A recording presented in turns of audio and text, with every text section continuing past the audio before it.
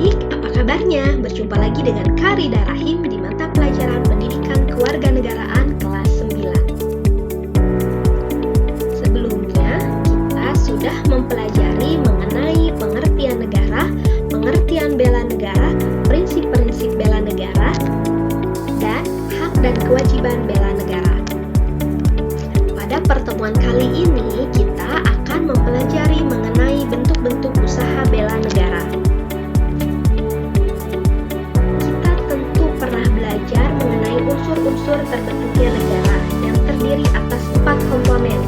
Yang pertama yaitu rakyat, kedua pemerintahan, ketiga wilayah, dan keempat pengakuan dari negara lain. Semua hal tersebut ternyata memiliki kedudukan dan keterkaitan yang sangat penting dalam upaya bela negara, pertahanan, dan keamanan negara. Unsur negara dalam arti warga negara merupakan unsur pendukung dalam penyelenggaraan pertahanan dan keamanan negara. Warga negara sesuai dengan posisi dan kedudukannya memiliki peranan penting dalam menjaga dan mempertahankan kedaulatan negara dan keutuhan wilayah negara dari berbagai ancaman, terutama yang datang dari dalam negeri. Pemerintahan yang berdaulat memiliki posisi yang sangat penting, baik sebagai penentu kebijakan maupun sebagai pelaksana dalam arti mengkoordinasikan kegiatan pertahanan negara atau pembelaan terhadap negara. Presiden merupakan penanggung jawab dalam pengelolaan sistem pemerintahan negara, sedangkan Menteri Pertahanan memiliki kewenangan menetapkan kebijakan tentang penyelenggaraan pertahanan negara berdasarkan kebijakan umum yang ditetapkan oleh Presiden. Tentara Nasional Indonesia atau TNI yang berada di bawah koordinasi Panglima berkedudukan sebagai komponen utama dalam pertahanan negara. Dalam hal ini sebagai tulang punggung dalam upaya pembelaan negara. Wilayah dalam artian wilayah teritorial merupakan wadah, alat, dan kondisi bagi berlangsungnya penyelenggaraan fungsi pertahanan negara. Berlangsungnya pertahanan negara bergantung pada kesiapan dan daya dukung teritorial.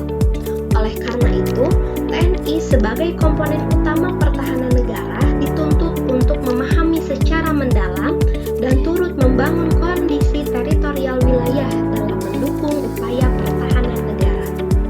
Kemudian yang terakhir, pengakuan dari negara lain.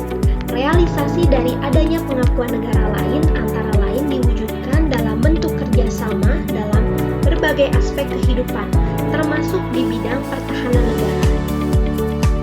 Kerjasama internasional di bidang pertahanan merupakan bagian integral dari kebijakan luar negeri Indonesia sebagai alat untuk membangun rasa saling percaya dengan bangsa-bangsa lain. Selain kerjasama internasional, bangsa Indonesia juga dapat menjalin kerjasama regional dan bilateral. Kerjasama regional dilakukan dengan negara-negara sekawasan seperti negara-negara ASEAN dan Australia yang bertujuan membangun saling percaya antar negara.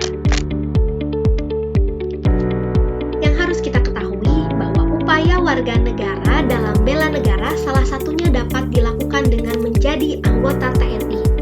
Nah, bagaimana dengan adik-adik? Apakah ada adik-adik yang memiliki cita-cita ingin menjadi anggota TNI? Undang-Undang Dasar 1945 dengan tegas menetapkan tentang kewajiban warga negara dalam membela dan mempertahankan negara. Pertama, pembelaan negara. Hak dan kewajiban warga negara diatur dalam pasal 27 ayat 3 yang berbunyi, setiap warga negara berhak dan wajib ikut serta dalam upaya pembelaan negara. Setiap warga negara berhak, artinya setiap warga negara boleh ikut serta membela negara jika ia punya keinginan membela negara, bukan hanya TNI yang memiliki hak. Semua rakyat pun punya hak ikut serta dalam pembelaan negara. Sedangkan kata kewajiban mengandung arti bahwa setiap warga negara dalam keadaan tertentu dapat dipaksakan oleh negara untuk ikut dalam pembelaan negara. Yang kedua yaitu pertahanan dan keamanan. bahwa setiap warga negara berhak dan wajib ikut serta dalam upaya pertahanan dan keamanan negara. Kemudian pasal 30 ayat 2, usaha pertahanan dan keamanan negara dilaksanakan melalui sistem pertahanan dan keamanan rakyat semesta oleh TNI dan Polri sebagai kekuatan utama dan rakyat sebagai kekuatan pendukung.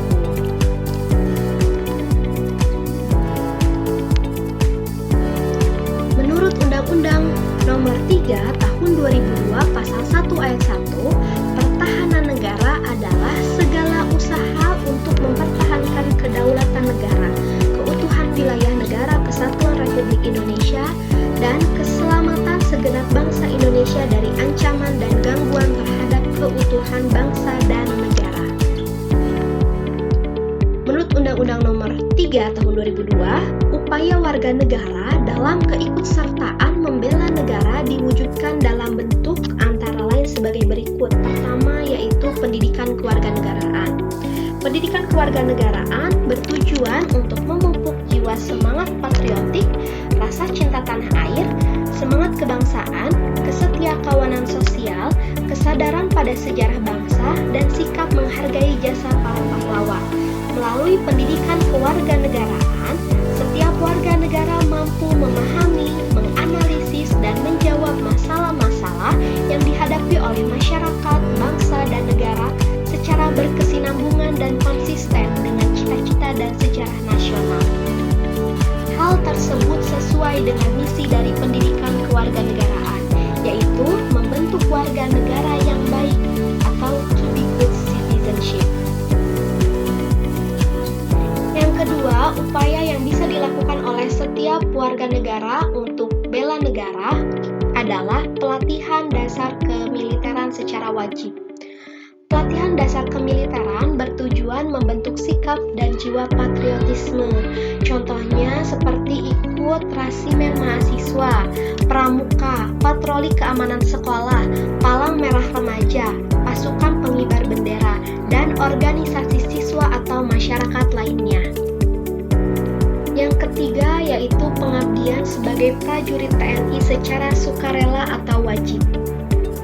Dalam Undang-Undang Dasar 1945 Pasal 30 Ayat 2 dinyatakan bahwa usaha pertahanan dan keamanan negara dilaksanakan melalui sistem pertahanan dan keamanan rakyat semata oleh TNI dan Polri sebagai kekuatan utama dan rakyat sebagai kekuatan pendukung. Maksudnya bahwa usaha pertahanan negara tidak hanya kewajiban TNI dan Polri, melainkan kewajiban seluruh komponen bangsa Indonesia. Yang keempat yaitu pengabdian sesuai dengan profesi. Usaha dalam bela negara bisa saja dilakukan oleh siapapun. Artinya, profesi apapun bisa ikut serta dalam usaha bela negara. Contohnya, adik-adik sebagai pelajar.